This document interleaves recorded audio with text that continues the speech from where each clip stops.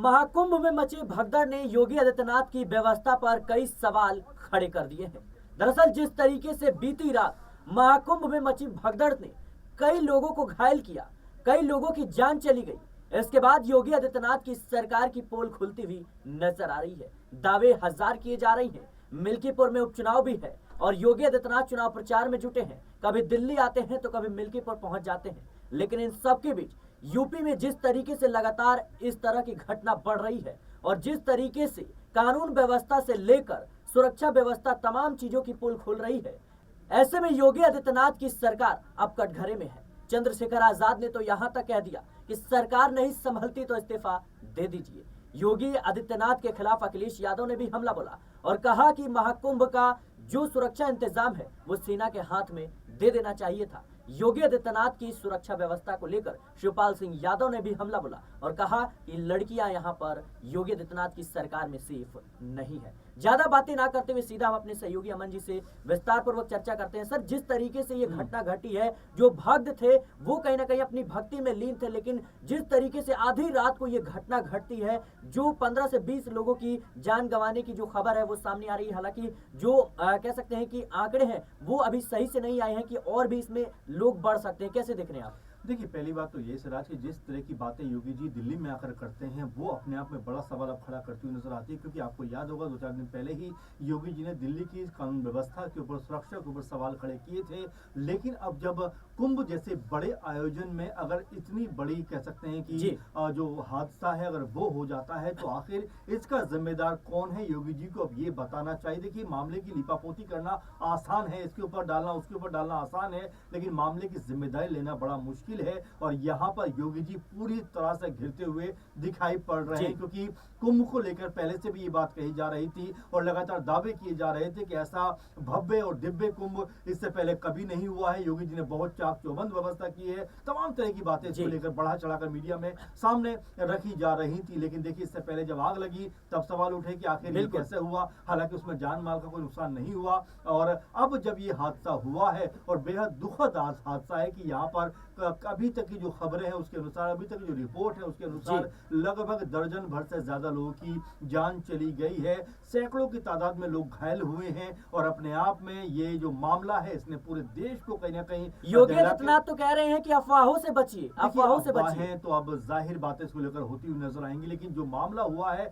उसके ऊपर उनको कह सकते हैं अपना बयान देना चाहिए कि आखिर ये मामला हुआ कैसे, क्या सुरक्षा व्यवस्था पूरी चाकचौबंद नहीं थी। और देखिए, पहले ही अगर हम देखें तो पहले से ही अनुमानित तौर पर कहा यह जा रहा था बीजेपी की तरफ से भी कि 50 करोड़ के आसपास जो लोग हैं वो कुंभ में आने वाले हैं, स्नान करने वाले हैं, इसीलिए कोई अराजकता ना हो।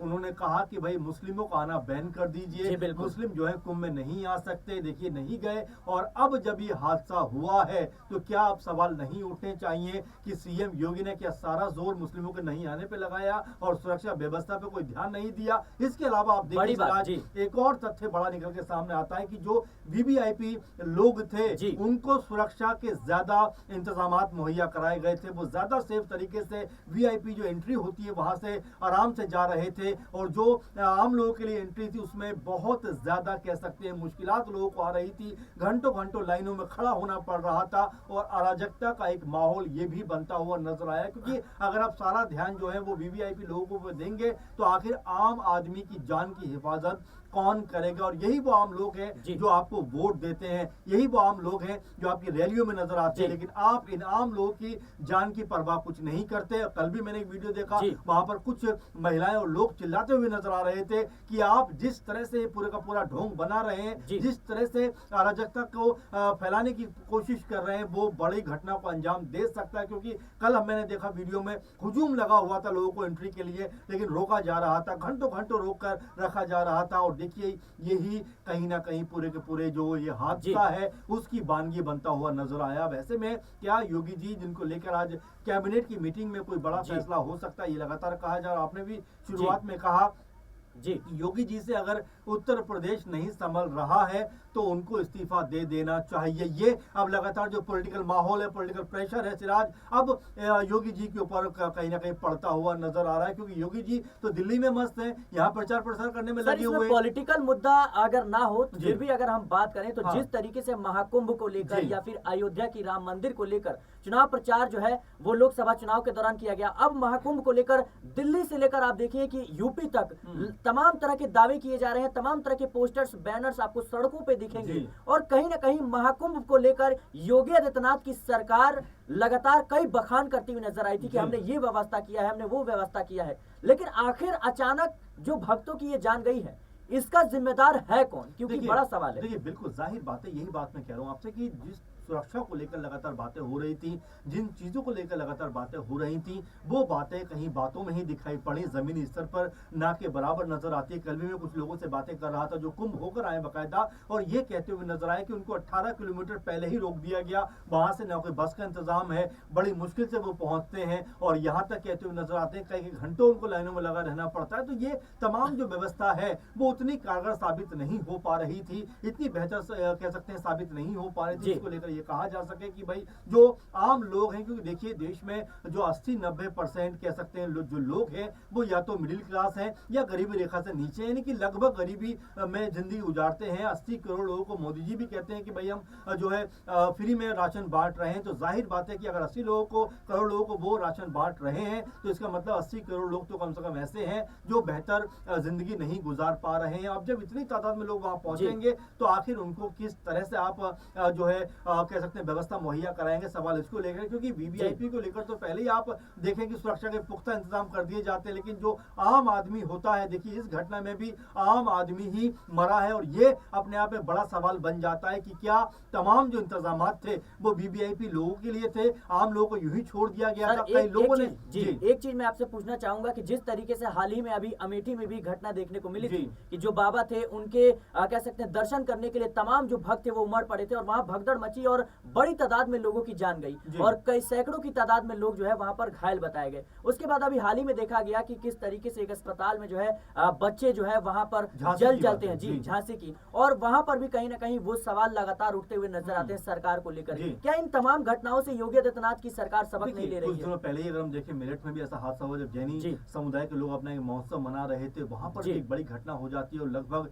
8-10 लोग वहां पर भी मारे जाते हैं। तो कुल मिलाकर देखा जाए तो अराजकता का माहौल है और देखिए दिल्ली में आकर योगी जी जो बखान करते हुए नजर आते हैं, आम आदमी पार्टी के ऊपर सवाल खड़े करते हुए नजर आते हैं, लेकिन अपनी ही कह सकते हैं राज्य में जब इस तरह की अव्यवस्था दिखाई पड़ती है, असुरक्षा दिखाई पड़ती है और तमाम तरह से लोग अपनी जान गंवाते हुए नजर आते हैं, योगी जी की बोलती बंद हो जाती है, बीजेपी के तमाम नेता इधर उधर बगले झांकने लगते हैं। तो कुल मिलाकर हम अपने कह सकते हैं कि गिरेबान में झांक कर नहीं देखेंगे, लेकिन योगी आदित्यनाथ की पूरी टीम तो अखिलेश यादव पर नजर बनाई हुई है कि कब वो डुबकी लगाते हैं, कब वो गंगा स्नान, जाहिर बात है, और क्या कुछ करते हैं इस पे नजर बनाए। और साथ में दिल्ली में जरा आप देखिए किस तरह से वो आते हैं और कहते हैं चलिए यमुना में चल के डुबकी लगाते हैं, आम आदमी पार्टी को चैलेंज करते हैं और कहते हैं कि देखिए हमने कितना अच्छा इंतजाम किया हुआ है। और ये अब इंतजामों की पोल खुलती नजर आ रही है, क्योंकि कुंभ कोई सिराज पहली बार नहीं हो रहा है, कुंभ हर 12 साल में होता है। योगी सरकार से पहले भी अगर हम देखें सपा सरकार में सफलतापूर्वक कुंभ का आयोजन किया गया था। उस समय जो उत्तर प्रदेश के बड़े लीडर हैं और समाजवादी पार्टी में एक बड़ा ओहदा रखते हैं आजम खान, उनकी देख रेख में कुंभ का आयोजन हुआ था, बड़ा अच्छा कह सकते हैं उसको बताया गया था। लेकिन अब योगी जी जो खुद को बड़ा हिंदुओं का पैरोकार बताते हुए नजर आते हैं, कहते हैं कि हिंदुत्व का नेता सबसे बड़ा हूं, इसी को लेकर मोहन भागवत भी कहते हैं कि कुछ लोग जो है वो अपने आप को हिंदुओं का बड़ा नेता बताते हैं। लेकिन यहाँ पर अगर ये कह सकते हैं दुर्घटना हुई है, हादसा हुआ है, तो जिम्मेदारी लेने से पीछे क्यों हट रहे हैं। और देखिए सबसे बड़ी बात मैं बता रहा हूँ, आज कैबिनेट में मीटिंग होने वाली है और उसको लेकर ये कहा जा रहा है कि यहाँ पर कोई बड़ा फैसला हो सकता है। योगी आदित्यनाथ की कुर्सी जो है वो उस पर खतरा मंडराता हुआ नजर आ रहा है। अभी ये बिल्कुल इसमें कोई दो राय की बात नहीं है कि बीजेपी की तरफ से लगातार इस बात को लेकर चर्चा है कि क्या योगी जी से वाकई में उत्तर प्रदेश नहीं संभल रहा है। और जिस तरह की एक के बाद एक घटनाएं सामने आ रही है, चाहे झांसी का जिस तरह जिक्र आपने किया, वहां पर नवजात बच्चों की मौत हो जाती है, अमेठी में हमने देखा, हमने जैसे मैंने जिक्र किया मेरठ में देखा, बहराइच में हमने देखा, संभल में हमने देखा, तो ये तमाम जो घटनाएं हैं ये योगी सरकार के ऊपर सवाल खड़े कर रही है। और ये में जो लोग बीजेपी के हैं, चाहे केशव प्रसाद मौर्य हो या और तमाम लोग हो, चाहे अनुप्रिया पटेल हो, सब लोग मिलकर योगी जी के ऊपर सवाल उठा रहे हैं कि भाई आपको कानून व्यवस्था बेहतर करनी चाहिए। लेकिन जिस तरह का माहौल बना हुआ है सिराज, वो ये बताता है कि उत्तर प्रदेश में योगी जी का ध्यान कम है, दिल्ली में क्या कुछ हो रहा है उसकी तरफ ज्यादा ध्यान है, इसीलिए इस तरह की अराजकता हुई है। और जाहिर बात है, देखिए सरकार की जिम्मेदारी बनती है, सरकार को सामने आना चाहिए, जहां भी दिक्कत हुई उसको बताना चाहिए। और बिल्कुल इसमें कोई दो राय की बात नहीं है कि यहाँ पर जो सुरक्षा व्यवस्था है सिराज, वो नाकाम साबित हुई है। निर्दोष लोग, आस्थावान लोग कहीं ना कहीं यहाँ अपनी जान गंवाते हुए नजर आए हैं। जी बिल्कुल दर्शकों, एनकाउंटर और बुलडोजर के जरिए अपनी वाहवाही लूटने वाली सरकार इस वक्त कटघरे में है, क्योंकि जिस तरीके से महाकुंभ को लेकर योगी आदित्यनाथ की सरकार के द्वारा ढिंढोरा पीटा जा रहा था और कहा जा रहा था कि हमसे बेहतर इंतजाम आज तक नहीं हुआ और हमने बेहतर इंतजाम करवाया है, लेकिन इस एक घटना ने योगी आदित्यनाथ की व्यवस्था की पोल खोलकर रख दी है कि आखिर कितनी सुरक्षा है, कितना कह सकते हैं व्यवस्था है। ये तमाम जो चीजें हैं इसको लेकर अब सवाल उठने लगे हैं। फिलहाल आपको बता दें दर्शकों कि योगी आदित्यनाथ से प्रधानमंत्री मोदी भी बात करने की कोशिश कर रहे हैं। लगातार कुंभ मेले में जो घटना हुई है उसको लेकर अपडेट ले रही हैं, लेकिन योगी आदित्यनाथ की सरकार अभी ये जरूर कह रही कि अफवाहों से बचें, लेकिन कहीं ना कहीं अब सवालों से योगी आदित्यनाथ का बचना मुश्किल हो रहा है। फिलहाल के लिए इस रिपोर्ट में इतना ही। देश और दुनिया की तमाम खबरों के लिए बने रहे नेक्स्ट 9 न्यूज के साथ।